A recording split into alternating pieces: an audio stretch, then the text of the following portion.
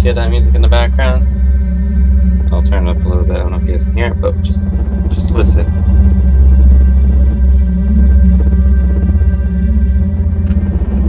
We mean business. So I'm gonna turn this light out, and it's gonna be completely black in here, dark, nothing. You'll only probably hear my fan and me talking. So basically, what our NoSleep is, it's just long ass stories, scary, blah blah. You know the drill if you've been on Reddit.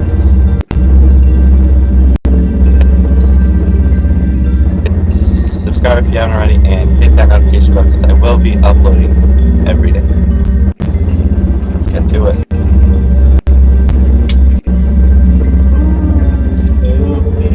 Sorry. Alright.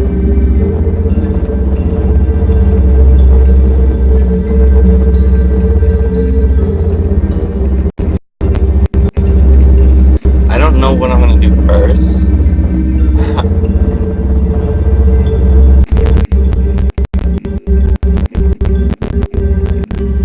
I guess I'll read this one.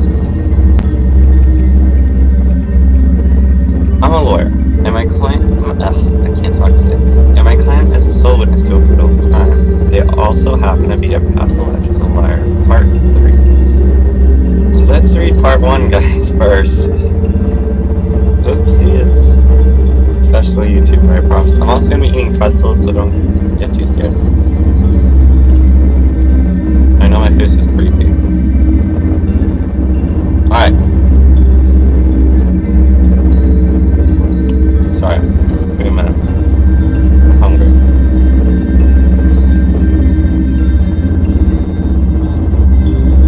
Weird.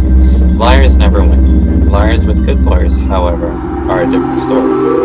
Working for any sort of law firm, you realize they have a knack for getting their clients out of messy situations.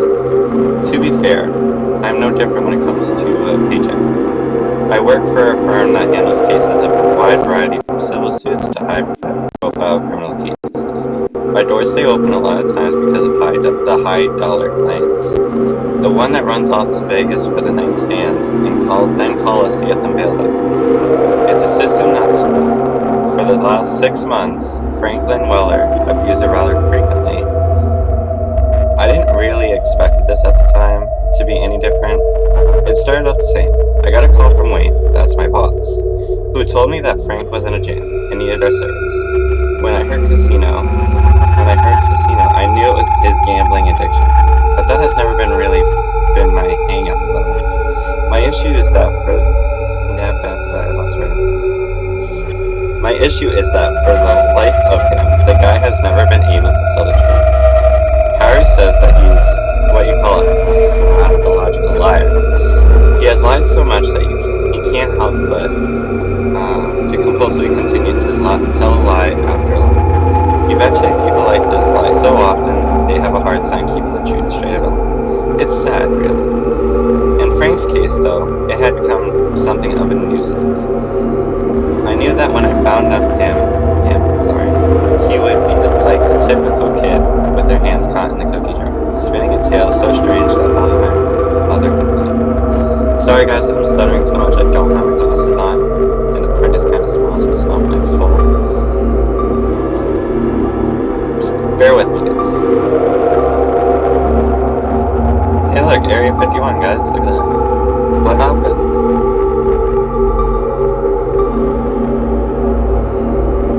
Excuse me, but what?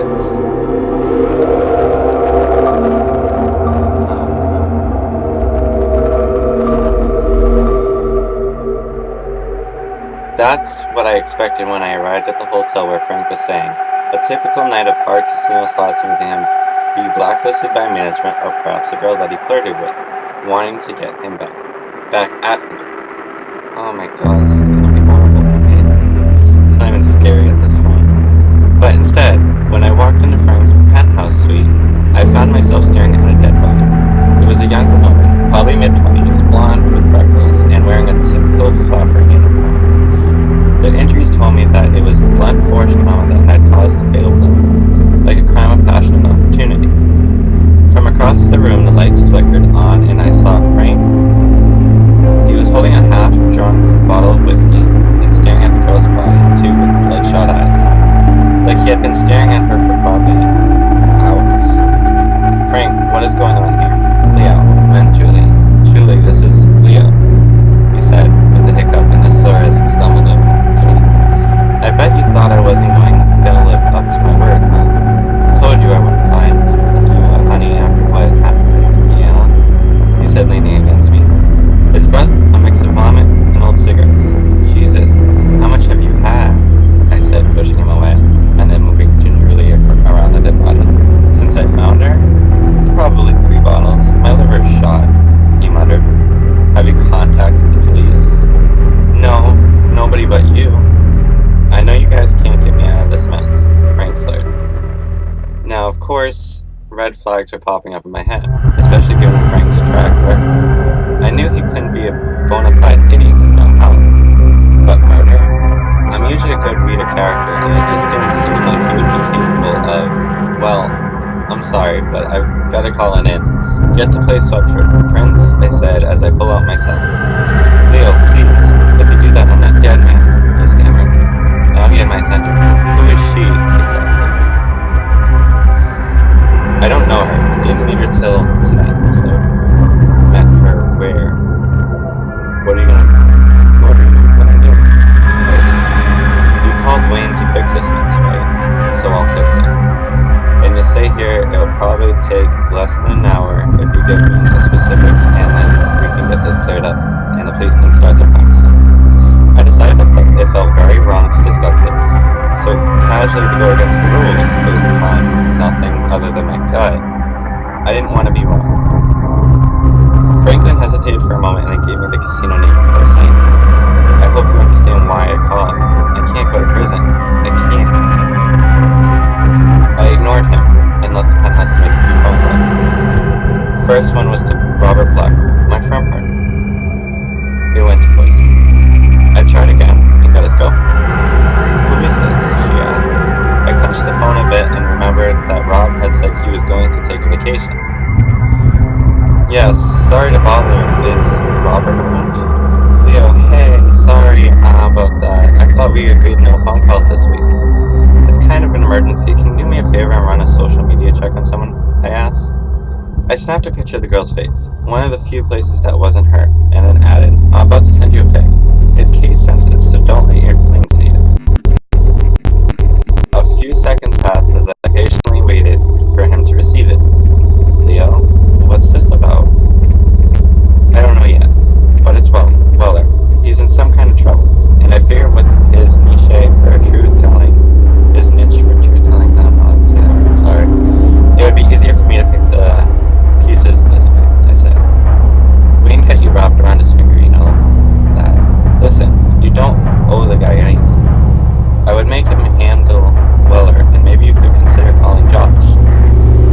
I hear they could use a few more public defenders at his office, Rob said, chuckled. Can you run the social media or not?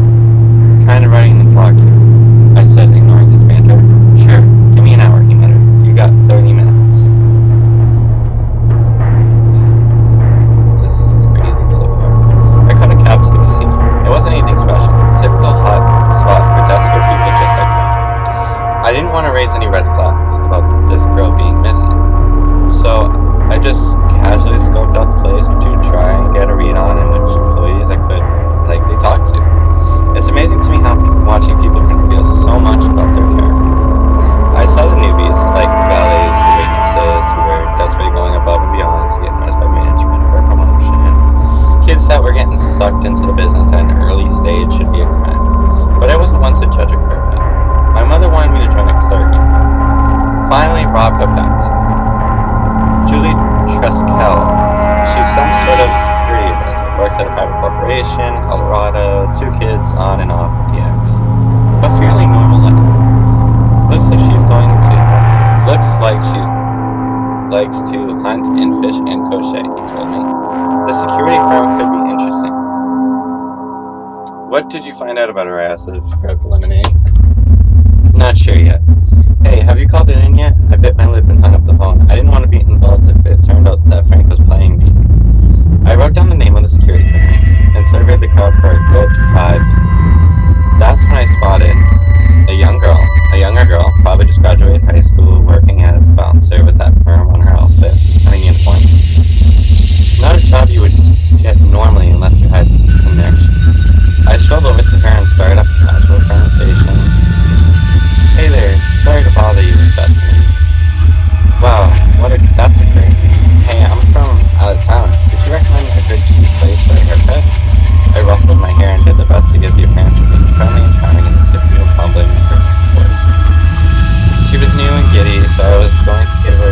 that she would be eager to please a customer eventually convinced her to break me. So, what brought you here? I said, once I was sure I could steer the conversation towards something more relevant. Job, I'm under contract for another 6 months, she said as she got a club sandwich. That must be hard living here alone with no one to support you instead. It's not so bad. The company pays for my living expenses and whatnot. My boss is great, like that. She chuckled as she offered me some and added, What about you? What do you do for it? Nothing exciting. In fact, I'm in the market for new opportunities. Sorry, I was gonna say. Your boss sounds pretty good though. I think I get some contact info. She nodded and wrote it down before pausing and saying, Oh wait, sorry, that isn't right. She spelled out the name before I could catch it.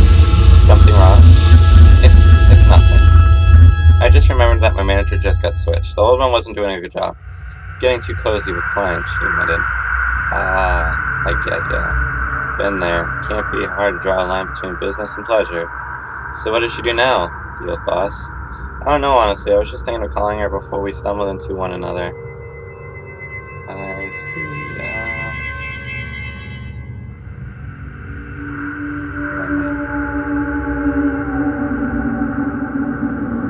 Sorry, guys. I lost where I was. She pulled out her phone, go ahead and make the call, and as it continued to go to voicemail, my hunch was confirmed. She somehow was connected to the deceased. So not to pry, but you said that you haven't heard from her? Is everything okay? Bethany did suddenly look concerned. I had managed to earn her trust. Enough. I was sure she would spill the beans. But then she clamped up, and I played the only card I had left. I'm pretty sure that's supposed to say I had left, but it says let, so I'm just gonna keep going. I could probably help her if she's in trouble. I know a good lawyer and have friends on the police force here. Not here, but I can make a few calls, I suggested. I'm not sure if anything is wrong. It's just, there was this guy that kept bothering her. What if something happened to her? What if he did something to her? He made threats, Bethany admitted. Whoa, seriously? I said as all of a sudden another alarm bell went off in my head. You know, you should get a restraining order filed if he's that dangerous, I suggested. That's rich. A man like Frank Weller could easily get something like that thrown out with his legal team. Guy is untouchable. Bethany remarked, I did my best not to flinch. This guy, Weller, he's the one who made the threats. What exactly did he say? The usual. I think she owes him money or something. He wanted her head. Always came in telling her that she was better off dead and she would be sorry, Bethany said. This time, my eye did twitch. I came up with an excuse to leave and ran back to the hotel. I had a bone to pick with Frank.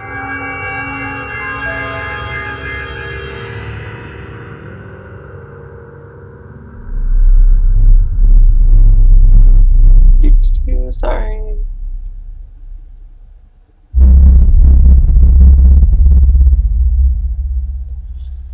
So yeah, the room was dark where I could hardly see a thing. I hugged the walls to avoid tripping over the body. Then I stormed over to the bed where Weller was even more pissed and drunk than before, and grabbed him to slam him against the wall. Jesus, Ross, what is going on? Frank asked. Oh, I don't know how the fact that you really did know this girl and you threatened her multiple times when you were going to be telling me that? Sorry, when were you going to be telling me that? Frank looked scared as like he thought I might be beating him up, so he spilled, okay, we slept together. She works at some security firm. Anyways, I stumbled into her after I banned from one of her clients' casinos. I don't normally go but I was feeling lucky. And okay, maybe a little depressed, they said. I was encountering cards, bunch of lousy jerks. Anyways, Julie told me about this underground clubhouse they do after hours. It sounded fun, so I went for a few games. It was wild, he said, with a nervous laugh. Underground usually means it's illegal, Frankie. So they were making money off the books. Okay, but why the threats? I was trying my best not to look down at her battered and bloody body. I found her out firm was monitoring me, Ross, like my every move I made. I didn't know how, I didn't know why, but they had tapes of it, he said with shaking hands. You threatened her because she lied to you? Now, isn't that ironic? I sneered and walked back, carefully across the room and flipped on the light. Wellington seemed too inconsequential for a firm. Was this firm like this? Was it another lie? I found out firm was monitoring me, blah blah blah. I don't know where the fuck I am. Then I saw that Julie's body was gone. What the hell? Holy shit, Frank said. It looked like the floor had been scrubbed clean. What happened to her? Weller asked nervously. This one time I was sure he wasn't trying to lie. There was no way he could have disposed of the body without anyone noticing. Tell me more about this company, Frank, and don't leave out a single detail. Wow. If you guys want to see part 2 of this, I will do it in another video, so hit that like button. I'll do it in the beginning of the video. So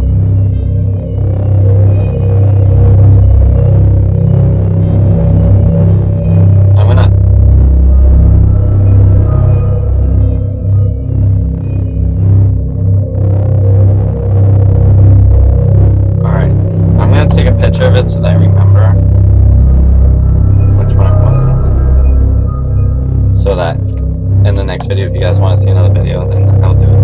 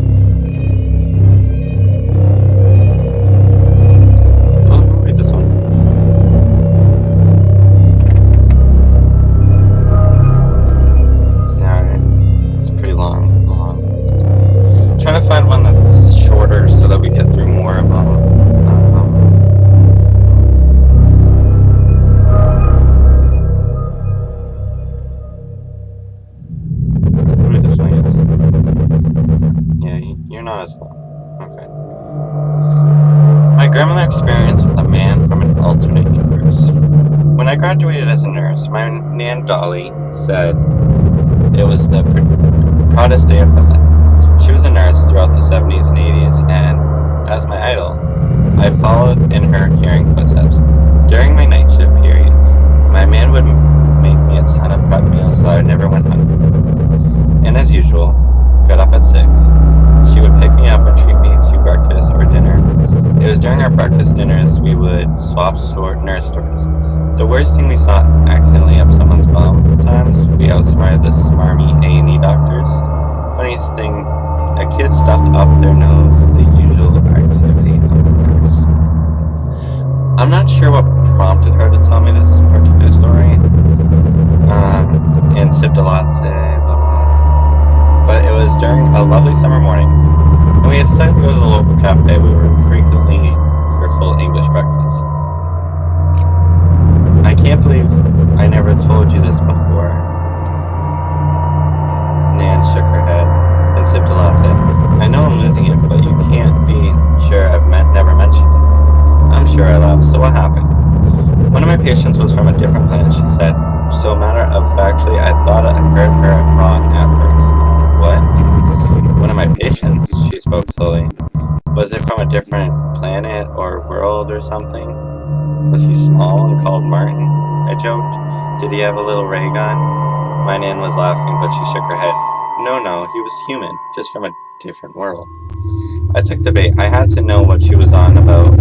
I will write this out from her perspective for ease.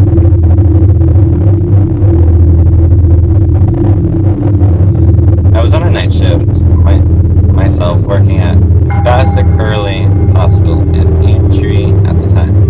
It was February 5th, 1983, and I don't think I'll ever forget that because it was insanely cold. We had just had a bad snowstorm, so there was a number of weather-related incidents coming: cars skidding on ice, tongue stuck to poles, frostbites. It was quite so. I was just doing my rounds in the A&E when we got called on the red phone, rung, and An ambulance was 5 minutes away. The patient had third-degree burns that were of unrecognizable origins. The nurse who picked up this phone had a look on her face. When she announced it, as did I once I heard it, I had never heard unrecognizable origins before, and didn't know what it meant. The nurses asked around if anyone knew, but not one of us heard it before. Even the senior nurses were clueless. Also, guys, if you guys see anything behind me, please write down the time.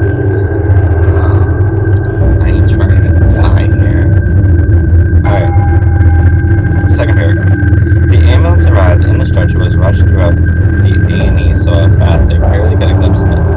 I followed along and they took him straight into the emergency surgery, and that is when we all got a look at him. His right side was, and this is using the best word I can think of, fried. The skin was crisp, blackened and fallen off with the smallest touch. A nurse leaned over him to cut the rest of his partly burnt trousers off, and a chunk of flesh came off with them. It fell on the floor with a thump. I expected a wet squish, but it was burnt so badly it listed like a piece of concrete.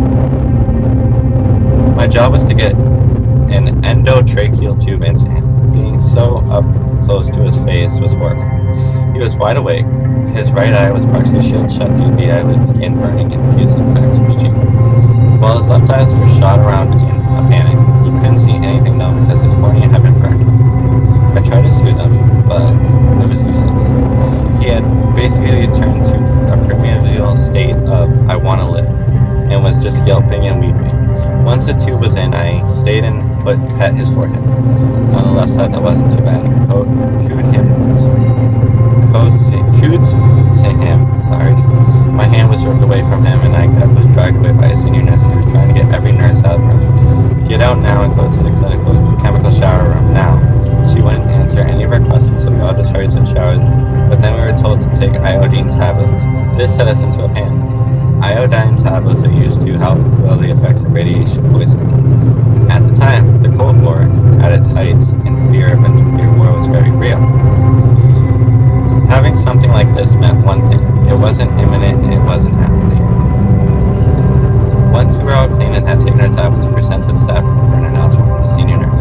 She told us we were not in a nuclear war and the police would be arriving the next day to question the man over how he became irradiated, as he had been sedated for pain. As I was on night shift, my rounds would include checking in on him. I had strict rules not touch him without gloves that would be provided. He was awake when I went in. The burnt skin was mostly removed and bandaged. His blind eye just moved about, hoping to see something. I walked in with my tray, and his eyes looked over to my direction. "Hello," I said quietly. "I'm Dolly. I'm on my rounds here to give you some more painkillers, maybe a sedative if you like to sleep more." "Where am I?" he mumbled.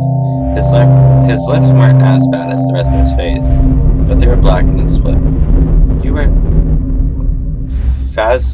Fazakirli Hospital in Aintree." He shifted out and let out a cry in pain. "What? Aintree? What?" he asked with a gasp of breath. "Liverpool, my love. Northwest of England." I didn't know what to say. Liverpool? This went on for a while. He had no clue where Liverpool was and how he got there. He seemed gently to "What happened to you?" You seemed genuine, too. "What happened to you?" I finally asked after the back and forth. "I was at HMNB. Clyde Smith. We were brought there for extra training," he wheezed out. "HMNB Clyde Smith. You know, near Brookingham." How is that? I thought he was delusional from pain. These places don't even exist, but he continued.